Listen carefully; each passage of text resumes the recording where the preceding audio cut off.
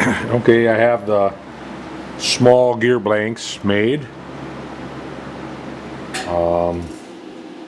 We'll get a mandrel. I have a mandrel for it. Let's see.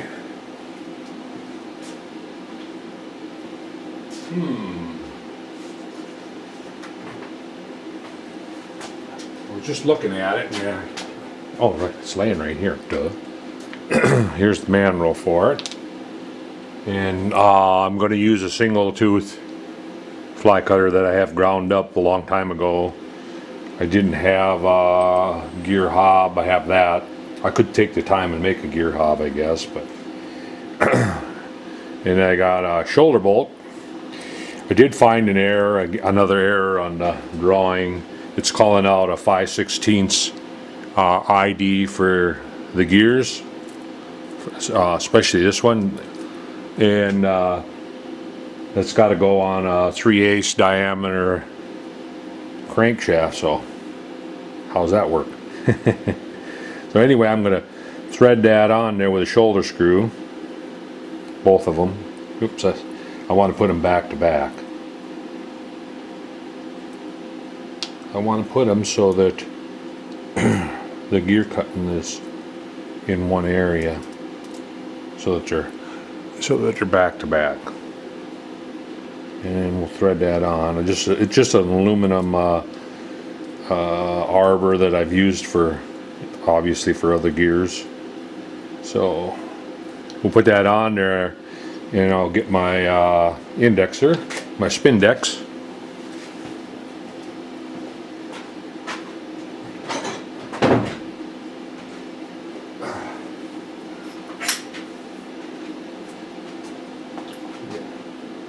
My Spindex here,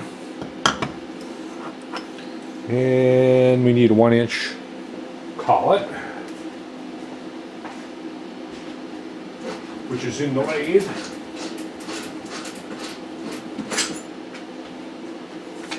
Alright, I don't have any extra 5C collets, so I have to take it out. Plug that in.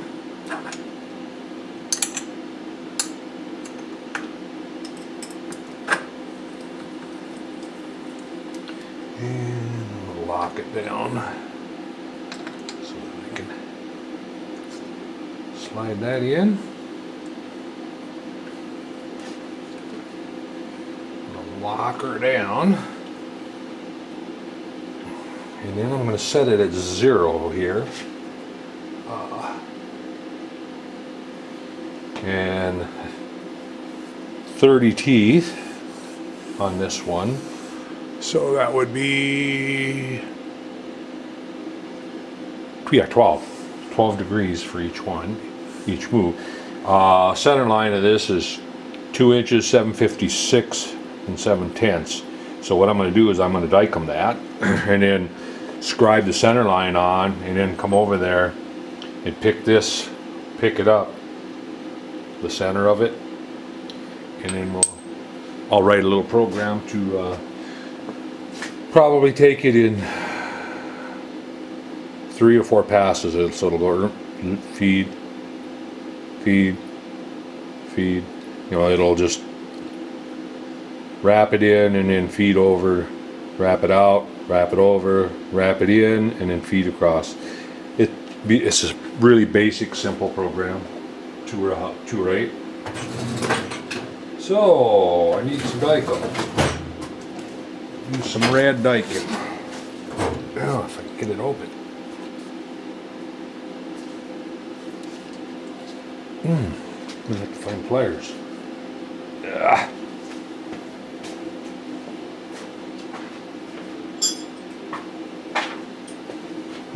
Who's the moose that tightened that up? There you go. It gets that way sometimes if you haven't used it in a long time. And let's see, I'm going to go on the, I think I'm going to go on the back side so that the splashing is, or should I go to the front side? Front side I would be conventional cutting. Back side I'm going to be climb cutting. I'd rather climb cut than conventional cut. So we'll dike them or good up good on the back. Oh, I should probably tighten that screw up too first. Otherwise it'll move. It may move. I'm not going to say it will, but it may move. Let me tighten that up. Oops. This is a set screw, or a shoulder screw, so. Wow. Come on now. Oh, I'm missing the one that... I'm missing it out of that set. No wonder.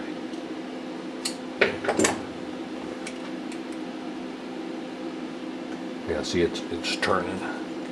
The gear blanks are turning. Tighten that up pretty tight. Put a little more dike on it. Well, actually, that's enough under. It's below the center. So now, I'm going to take and put an indicator on here. Set my height, my Cadillac gauge. Set that to 2 inches 756. 756 and 7/10 to be exact. And now what I'll do is I'll get an indicator here and I'll come up on 2 inch 756 peg or pocket, and then come over and transfer that over to my indicator, or to my scribe indicator. Good.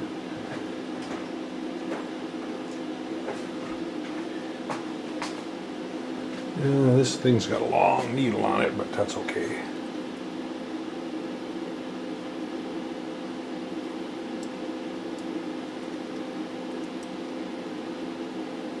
Come on. Offer. Oh, for Pete's sakes. It's another 5S score, which I don't know why. I don't know why they threw it away. But it was in a 5S box that I bought for a couple bucks. So an inner rapid indicator, which back then they're around, I think around 200 bucks. I got it for two bucks, along with some other stuff. So that place just kind of, the stupidity flowed out there, I tell you. It really did. Upper management just,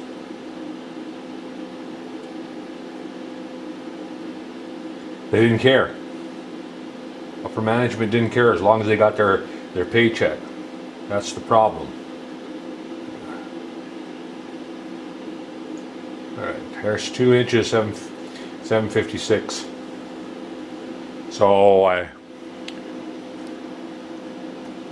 put the indicator on to 2 inches, 756. Move some of my, you can see there, it's a, I don't know if you can read the dials, but anyway, trust me, we're at, the indicator is at, reading at 0 at 2 inches 756. So now I'll come over here and put my scribe down on it.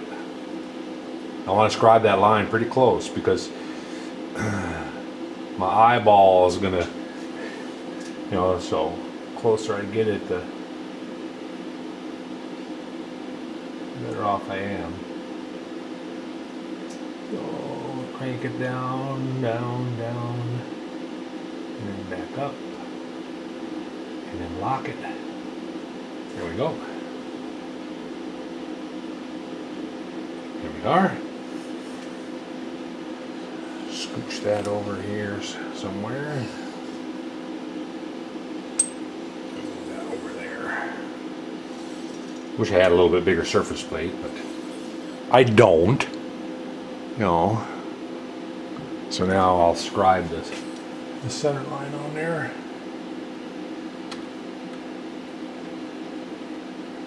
And that will be where the cutter will. So now I got a good scribe mark on there. Yeah. You can see that or not. But I got a real nice sharp scribe mark on it. Right there. So now we can put it in the vise and back you up here and turn you around. I moved my vise again. Like I said, I don't like to leave my vise in one spot too long, but I move it around. And I wanted it closer to this end since I'm going to be running flood. That way it doesn't have so far to come down and go back into the tank. So we need a couple parallels.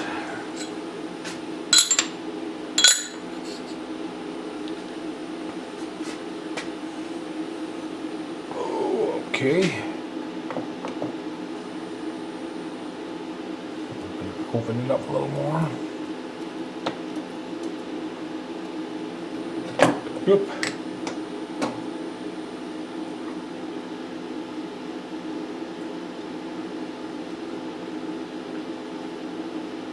So, I want to be able to turn the handle, which I think I could anyway. Oh yeah, even if I was way out. So I am going to move it out a little bit further. And lock her down.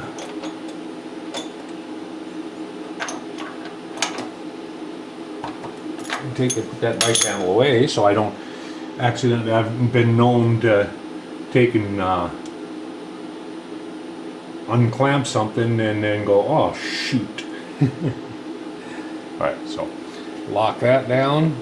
I set it back to 0 to our scribe line. And we'll drop this down. I'm going to go ahead and pick it up and set my 0 point, and then I'm going to go and write the program. Which, like I say, it's not... Oh, shoot.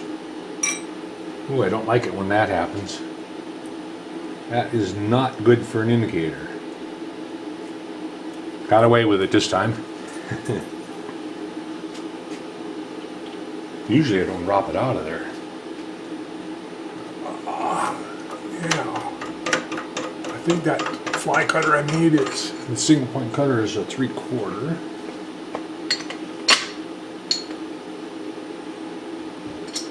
Yep. It's a 3/4 inch. And I'm thinking that the tip that I ground up is carbide.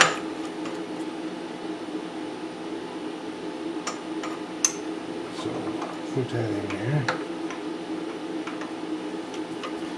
I want it out a ways. We'll lock that down.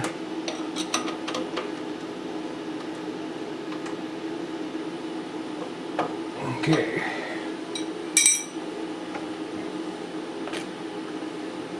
Turn that around. Bring it over.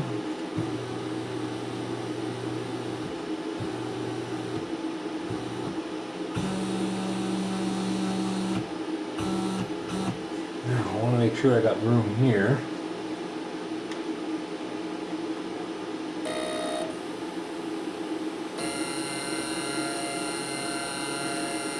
Punch my light or anything.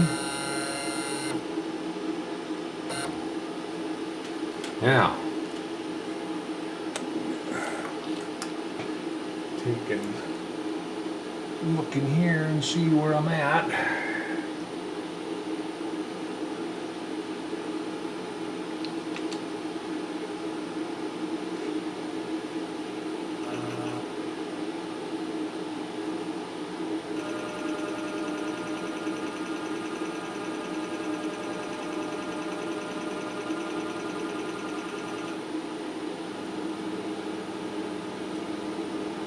Over just creeping up on it. And looks like I gotta bring the knee up a little. I'm trying to eyeball that scribe line to the center of that tooth. And I'm gonna get a flashlight. This light is shining and I'm not really seeing that mark real well. If I can find a flashlight that works here. There we go. Alright. Ah, come on.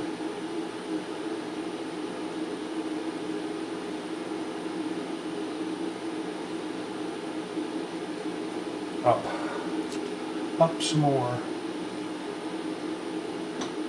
And a little more. You want to get this pretty close. Otherwise your teeth are going to be leaning one way or the other. It won't look right at all. It won't work right. Won't work very well.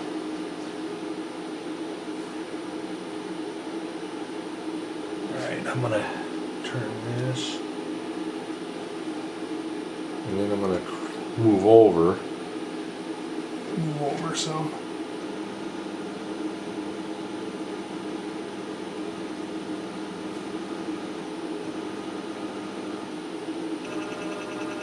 Now I want to turn it and see where it hits. Well, it's like this flashlight is starting to piss me off. What is going on with it? It used to be such a good flashlight. Alright, I gotta reach up here.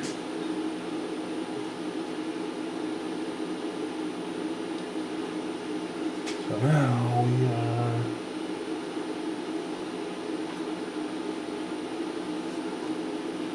get high.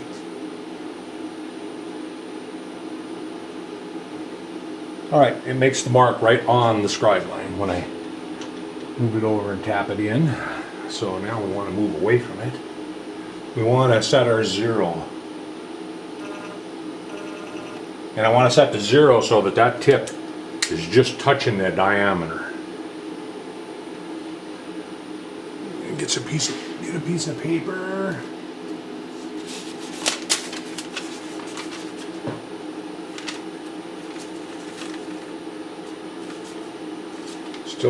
Still touching a little heavy.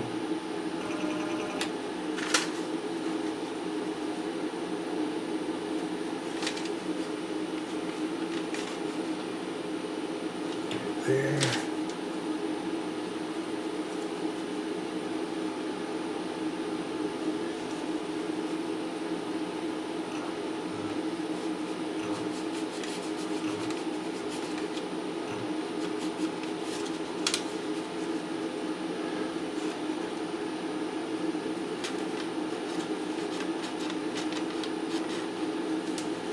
I call that good right there.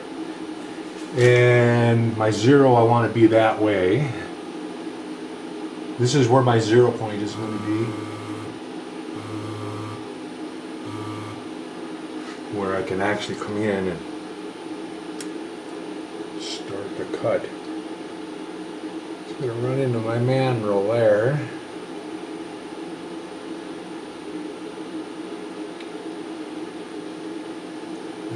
Back just a little. That should give me enough room, I think.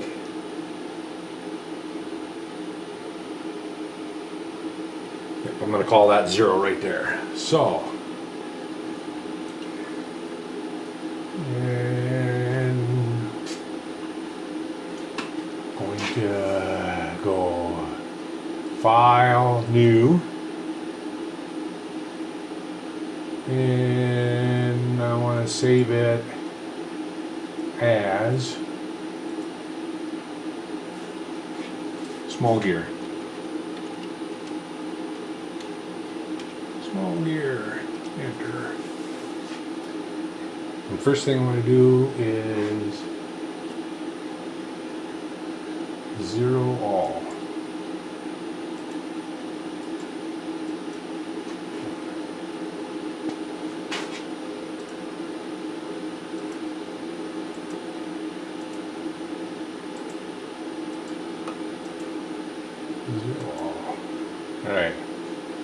So that's my 0. Alright, well, now I'm going to sit down and write a program out on a piece of paper and then type it in. Right now it's set to where it's just touching the diameter and it's off the end. It may touch my mandrel, but that's fine. It's aluminum. It'll cut that like nothing. So the gear is steel. So I will come back when we start cutting teeth on it. What I'm going to do is cut a tooth on one side and then swing it around 180 degrees and cut a tooth on the other side and then take a measurement, see where I'm at, and if I'm close to where I'm supposed to be, fine, then we'll go from there. If not, then I will make adjustments, and then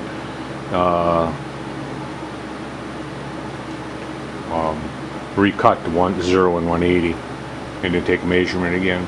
So I will be back. Okay, I forgot to start the camera, but I'm busy cutting the gear.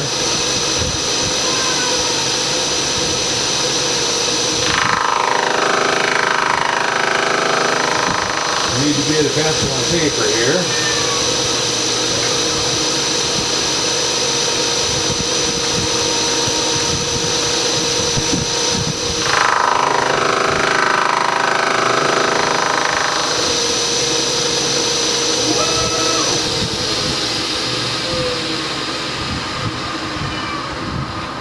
Alright, so now we turn to 36. That was our second cut already. So I cut at 0 and I cut at 18, and now it'll be 36. So it'll be 36.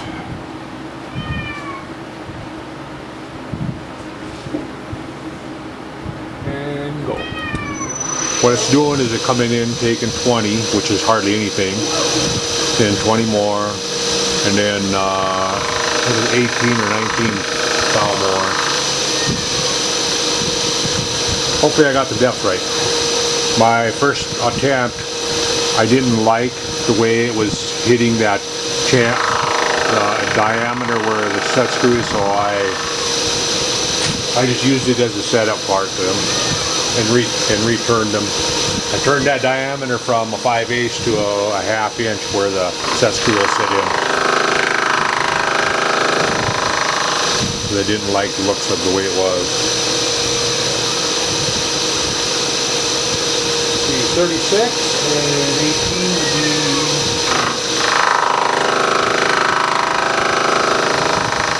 54, right?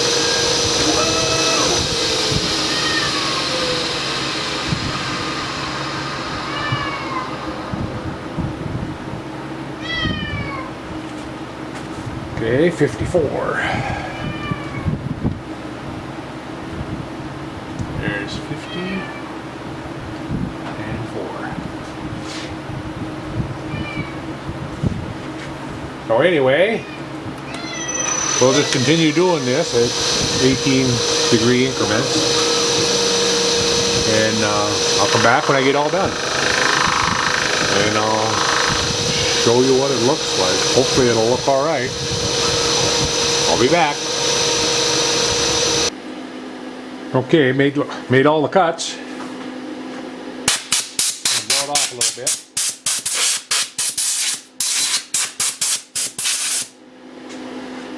I'm taking, unpin it here.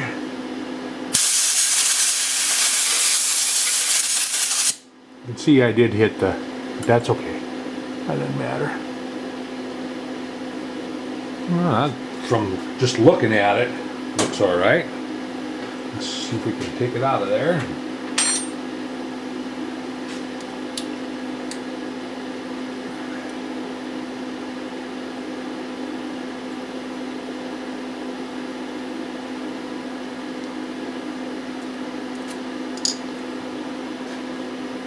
Let's back this up here. See, by changing this diameter right here to 500, the teeth didn't run into it.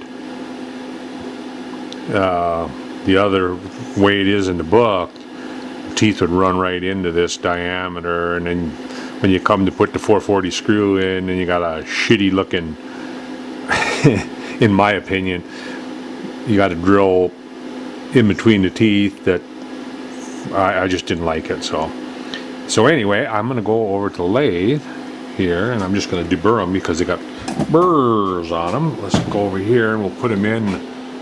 I got the 5C collet in there yet, I think. And we'll run a stone over them and get some of the burrs off. Especially on, not so bad on this side, but over here is a big hanger. Big hanging burr.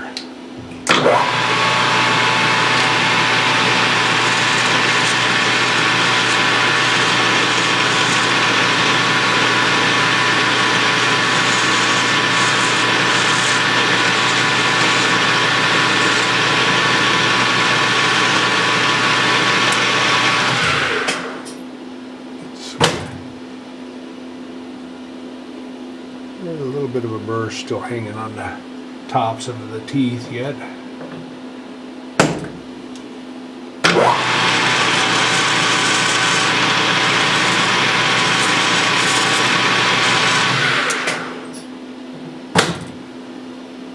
That's better. Still got, I think I'm going to take the tool after it here. Pick it up and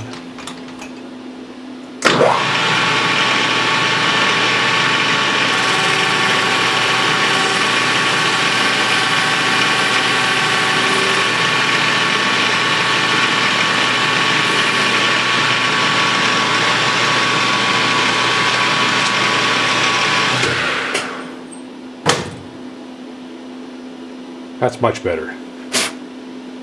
Much better. All right, now they mesh together fairly good. I have a plastic gear that I taken out of, I don't know, tape deck. Anyway, it's the gear that I want. So the tooth that I want, so I'll just kind of check it and make sure that it meshes. It looks like it meshes. It might be a little tight, but that's okay. When I come, I'll set up to lap them into the other gear into this one anyway, and it'll be okay. And I should have went just a tad deeper the way it looks with the tooth. Oh well. It'll work. I can make it work. Like I say, I'll just lap them into each other. Basically what I'll do is I'll put a pin, lock this on a pin, put it in the spindle on the mill, put a pin in the vise, put the mating gear in it, and move the dimension, and then just put some lapping compound and run it, and I'll run it in. I've done that before with some gears and it works out fine.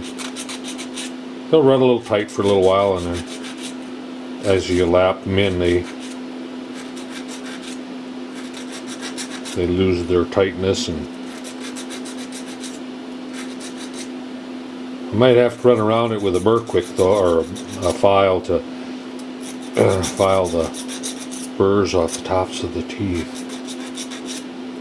That might be what I'm seeing, that it's hanging up on those.